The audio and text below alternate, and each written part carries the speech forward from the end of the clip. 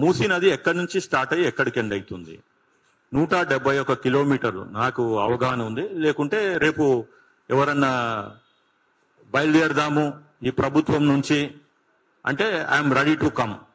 దాని అనంతగిరి హిల్స్ లో ఎక్కడైతే స్టార్ట్ అయ్యి అక్కడి నుంచి రంగారెడ్డి జిల్లా, హైదరాబాద్, నల్గొండ జిల్లా, ఈ ఉమ్మడి జిల్లాలు క్రాస్ అవుతూ కృష్ణా నదిలో కలుస్తుంటది. 170 కిలోమీటర్లు ఉన్నదాన్ని మీరు 55 కిలోమీటర్లే ఎందుకు తీసుకుంటున్నారు? హైదరాబాద్, వెస్ట్రన్ హైదరాబాద్ నుంచి ఈస్టర్న్ హైదరాబాద్ కి 55 కిలోమీటర్లే. మీరు అనేది కూడా మూసి ఇప్పుడు పరిరక్షణను లేకుంటే మూసిని మేము సుందరీకరణ అనేది 55 కిలోమీటర్లే. అంటే పైన హైదరాబాద్ కు పైన మూసి నది పైన ఉన్నోడు మనుషులు గారా? తర్వాత 55 కిలోమీటర్ తర్వాత కింద నల్గొండ జిల్లాలో ఉన్న మనుషులు గారా? అంటే ఇక్కడ ఒక పెద్ద స్కామ్కి మీరు తెరవేపారు. ఏంటిది అదంటే ఈ 55 కిలోమీటర్లు ఇప్పుడు బట్టి గారు చెప్పినట్టు ఒక డిప్యూటీ సీఎం, ఫైనాన్స్ మినిస్టర్ చెప్పి అక్కడ మేము ఎకనామిక్ జోన్స్ తయారు చేస్తాము. ఓకే, బానే ఉంది. అంటే వీళ్ళందరినీ పేదవాళ్ళని ఆ మూసీలో ఈ 55 కిలోమీటర్ల డిస్టెన్స్ లో ఉన్న మూసీకి అటువైపు ఇటువైపు ఆ బఫర్ జోన్ లో ఉన్న వాళ్ళని అందరినీ ఖాళీ చేయించేసి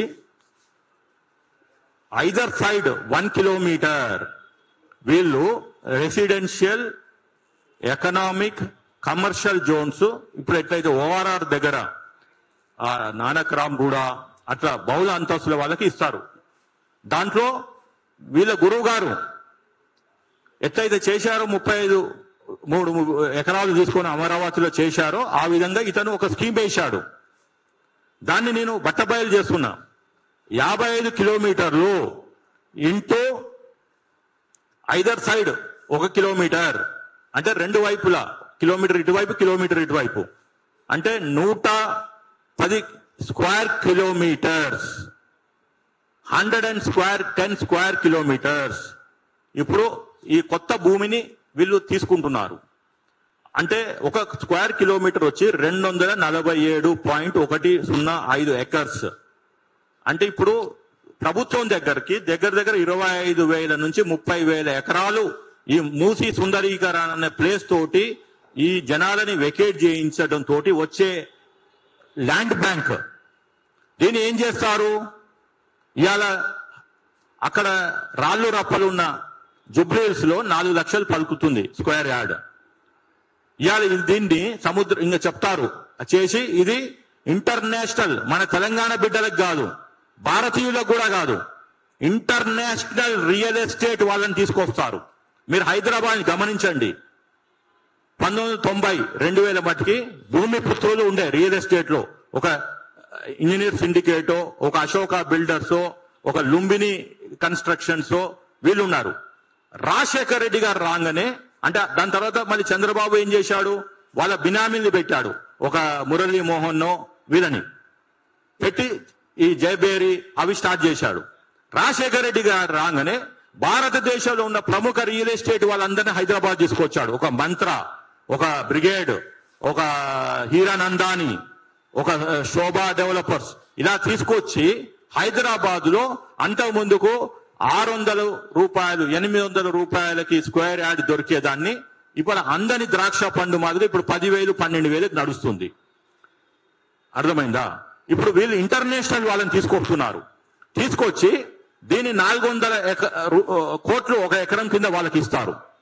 ఇస్తే మీరు ఇప్పుడు చేయండి, 25,000 ఎకరాలు ఇంటూ 400 కోట్లు, యావరేజ్ గా 30,000 ఎకరాలు అనుకోండి. ఇంకా మిగిలిన అవి ఇవి ఇప్పుడు నాకు తెలిసి జ్యుడిషియరీ అనుకుంటున్నారు. మొన్న ఆయన ఏదో సర్కాస్టికల్ గా ఆ జడ్జి గారు అంటున్నారు, మీరు తహసీల్దారు మీకు అది రిక్వెస్ట్ చేస్తే హైకోర్టును కూలదోస్తారా, చార్మినార్ కూలదోస్తారా అంటే ఇలాంటి దుర్మార్గులు దేనికైనా వెనకాడరు. చార్మినార్ కూలదోస్తారా, హైకోర్టును కూలదోస్తారా? హైకోర్టుని ఆల్రెడీ వాళ్ళకి అక్కడ 100 ఎకరాలు ఇచ్చి అక్కడ నాశనం పట్టించారు గ్రీన్ బెల్ట్ ని. ఈ జడ్జి గారికి అర్థం కావట్లేదు. ఇంకో కొన్ని రోజులైతే he has to work from that Rajendra Nagar అక్కడ గుడిసెలను లేకుంటే టెంట్లను పనిచేయవలసి వస్తుంది. కాబట్టి I have respect on judiciary, but at the same time, their questioning and their way of approach to a problem, I have very doubtful, and I have my own questions as a citizen of this country and also part of judiciary also. కాబట్టి అక్కడ అది పక్కన పెట్టేస్తే ఇది దగ్గర 25,000 నుంచి 30,000 ఎకరాలు ఈ ప్రభుత్వానికి వస్తున్నది. దీన్ని 400 కోట్లతో చేస్తే అందాజగా 1.2 crores అంటే భారతదేశంలో అతిపెద్ద స్కామ్ కి వీళ్ళు చెరరేపుతున్నారు.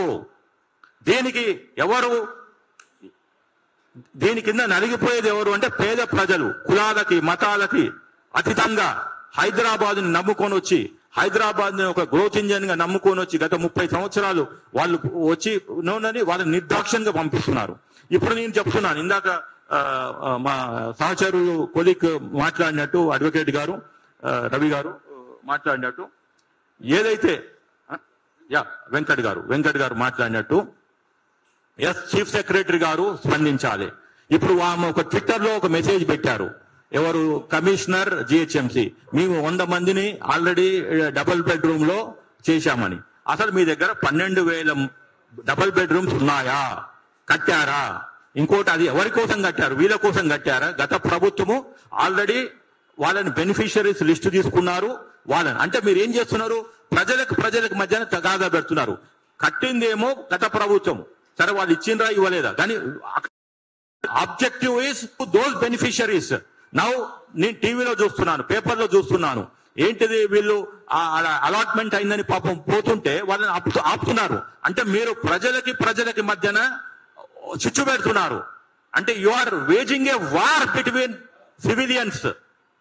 Citizens of Telangana.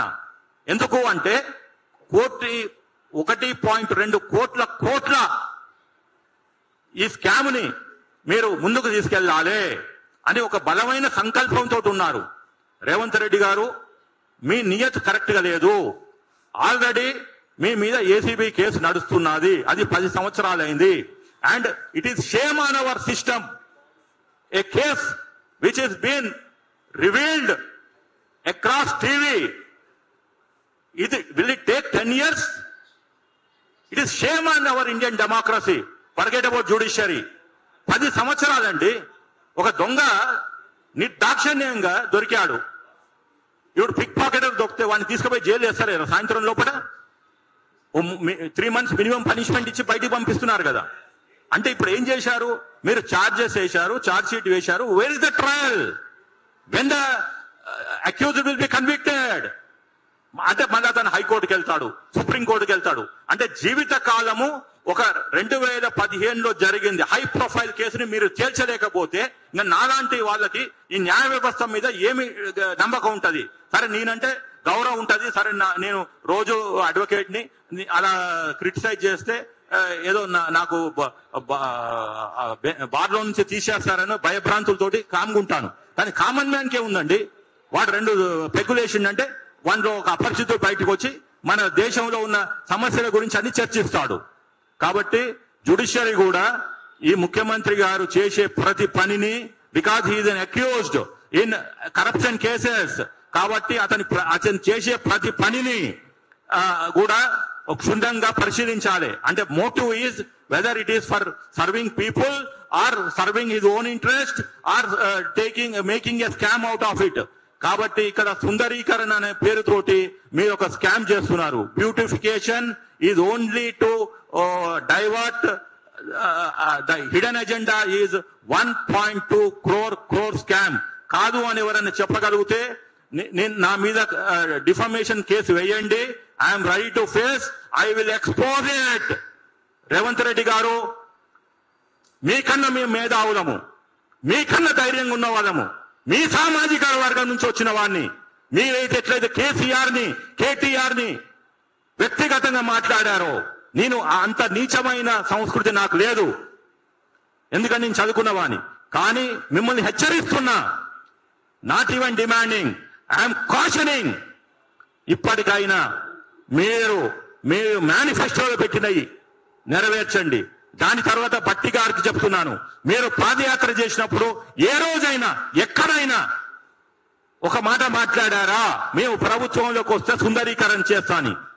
ఆ రోజు మీ సిఎల్పి పోయింది అని ఏమో ముసలి కన్నీళ్లు కాల్చినప్పుడు మాలాంటి మేధావులు మీ వెంబడి వచ్చాం. ఈ రోజు ఇదే మేధావి వర్గాన్ని కన్సల్ట్ చేయకుండా మీరు ఏకపక్షంగా ఎట్లెళ్తారు? మీరు కల్వకుంట్ల కుటుంబం కన్నా 100 ఆకులు ఎక్కువ చదివినరు అని చెప్పడానికి నాకు ఎలాంటి సంక్షోభం. I have no hesitation to tell. I would have spoken in English, but ఇది ప్రజలకి వెళ్ళాలి, తెలుగు రాష్ట్రాలలో వెళ్ళాలి. ఎందుకంటే ఇక్కడ ఉన్న వాళ్ళు 2 రాష్ట్రాల నుంచి వచ్చిండ్రు ఉపాధి కోసం. ఒక గత 80లో 90లో వచ్చిండ్రు. ఇవాళ మీరు చేసే ఈ స్కామ్ కి ఎంతో మంది నిరాశలు బలవుతున్నారు. దానివల్ల మన భారతదేశం రాజ్యాంగం మీదనే, వ్యవస్థల మీదనే గౌరవం పోయే ప్రమాదం ఉన్నది. We're at the edge of losing confidence on the constitution of on this country. Thank you very much.